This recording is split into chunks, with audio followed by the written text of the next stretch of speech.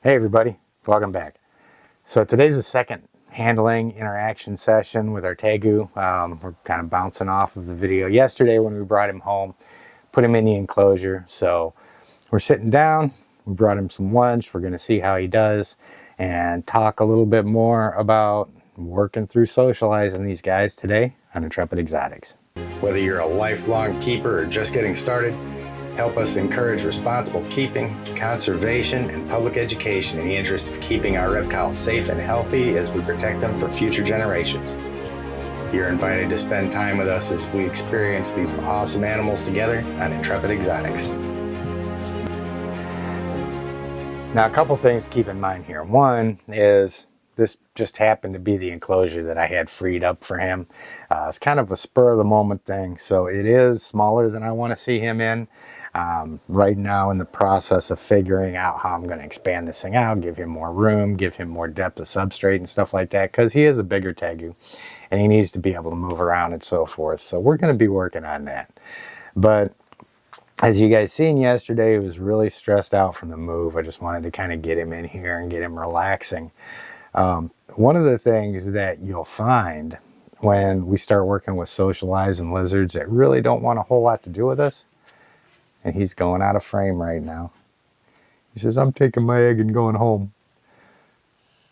So we'll be sitting here with an empty enclosure for a minute. Well, he's off to the side there. So he has decided to just take his egg and go away. There you go. Put that thing down the hatch, bud.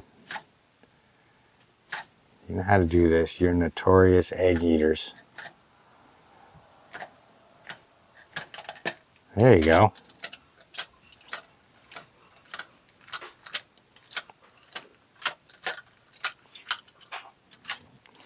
You make such a mess with them things. Like that, bud?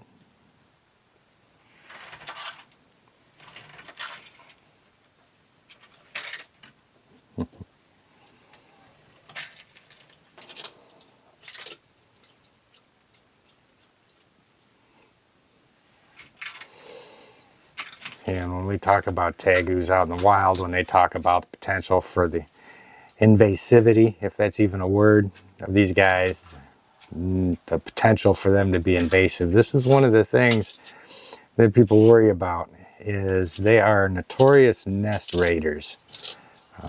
So they absolutely love their eggs. And and he's got a nice raw one, so he's going to make a nice big mess over there. But that's one of the reasons why they're so regulated in a lot of places. Simply because, you know, if these guys do get out and start to perpetuate in a certain area, if there's a nest with eggs anywhere around them, they'll find them for sure.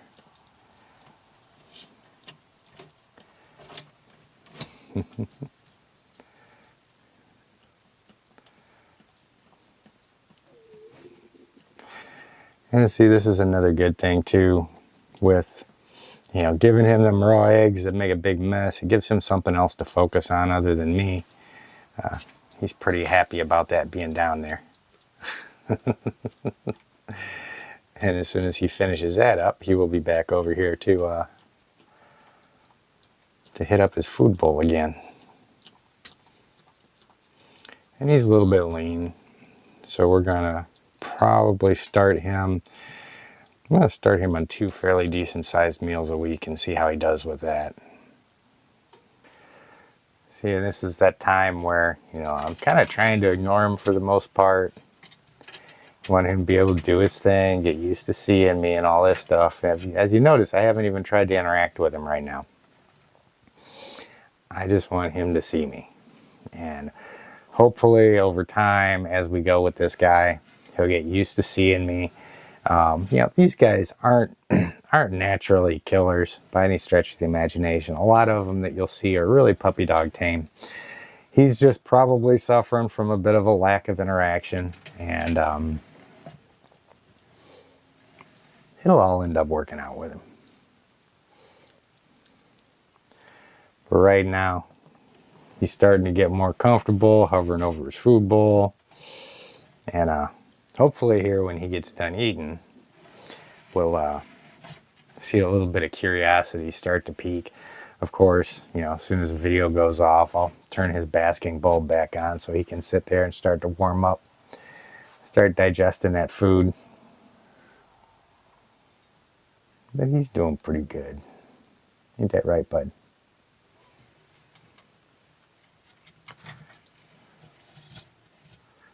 And this is just such an important part for these guys.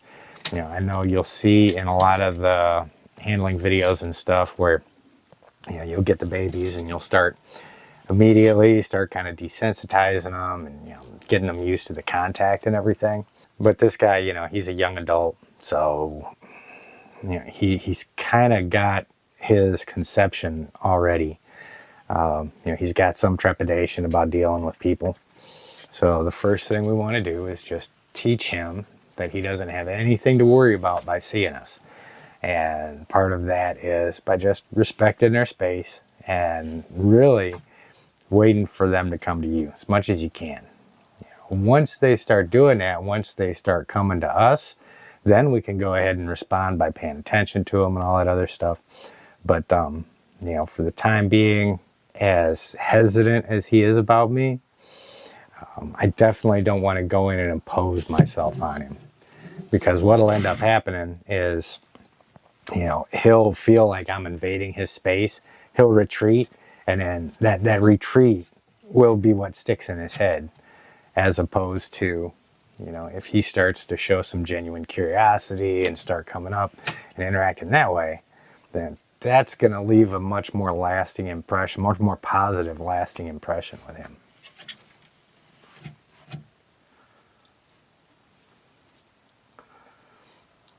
And hopefully we can catch it in the video. I'll go ahead and see if I can freeze a couple frames and zoom in here on his teeth.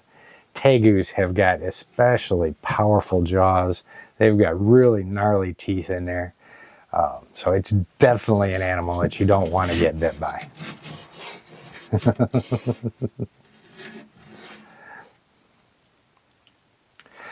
And I love the thing that lizards do, man. While they're eating, they rubbing their mouth and, you know, trying to wipe their mouth off on whatever floor it is that they're standing on at the moment. How you doing, buddy?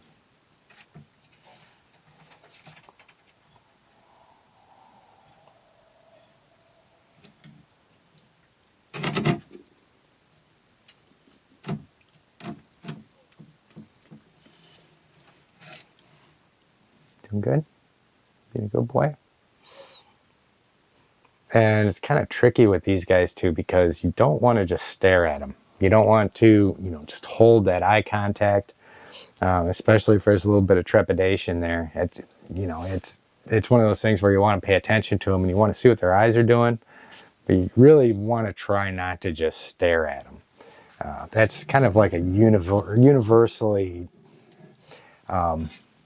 intimidating thing. So typically what you'll hear when you're, you know, dealing with monitor lizards, tegus, and stuff like that is, you know, you want to try and just kind of ignore them as much as you can within reason, so that they don't feel like you're staring down at them the whole time. It helps make them a little bit more comfortable. Is that right, buddy? Is that right?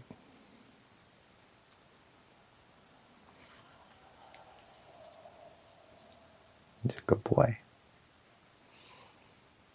And I may here in just a second set my elbow up on that ledge right there just to see how he reacts to it. So he may, you know, start to get a little bit curious, maybe a little bit more comfortable with it, and we'll see. Just kind of gauging his reaction a little bit.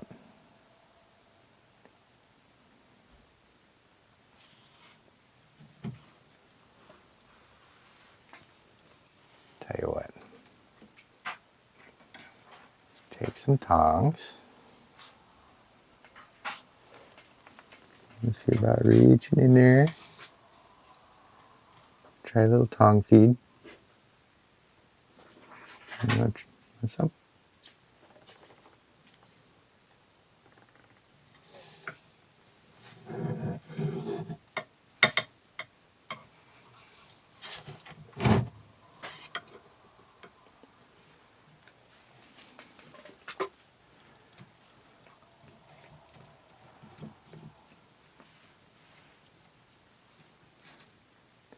Just really mindful of making sure that he stays comfortable. I don't want to invade his space to the point where he feels he's got to run away from me.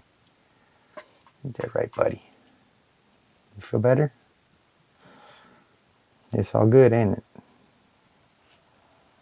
It's all good. See?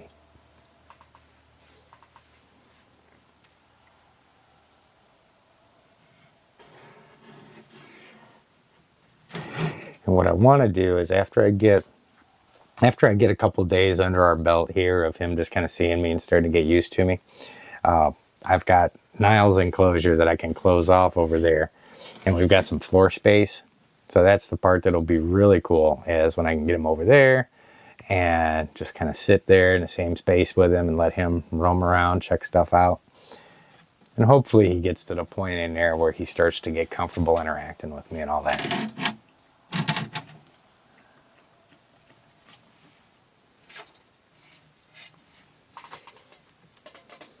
What do you think, bud? You want to try it?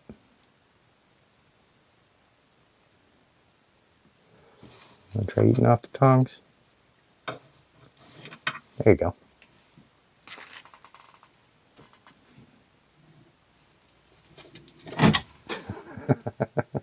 You don't want that in your bowl, huh? He's got some shed coming off his foot too. It's driving me absolutely insane. So I'm going to go ahead and leave him alone now. Just let him finish picking around on his bowl and so forth without me sitting here, turn his basking light back on, all that stuff. But, I mean, as you guys can see, it's really anticlimactic when we're getting these guys socialized. We just give them their space, let them see us, and you guys will see. It's not going to take too long with this guy. He's not terrible. It's not going to take too long for him to start warming up. I'm pretty sure that within the course of maybe a week or two, something like that, hopefully within about 10 sessions, we can get him to the point where he's starting to interact of his own free will and stuff. So, like I said, just an update. And of course, here in the course of the next week or so, I should have a game plan for his enclosure put together where I can kind of expand off and give him a little bit more room, because he is going to need a little bit more space to move around than what he's got right here. But for the time being, while we're getting him situated, this should be okay. He's got his heat in here. He's got plenty of water, soil to dig around in. And he's kind of side-eyeing me right now like, okay, dude, you need to just get out of here. So let's get out of here. Don't forget, guys, subscribe to the channel. I'll put out another update next time we come down here and work with him. And if you got any questions, suggestions, stuff like that, go ahead and throw them down in the comments, and we'll go ahead and hit them on the next episode. You guys have an awesome day. Take care.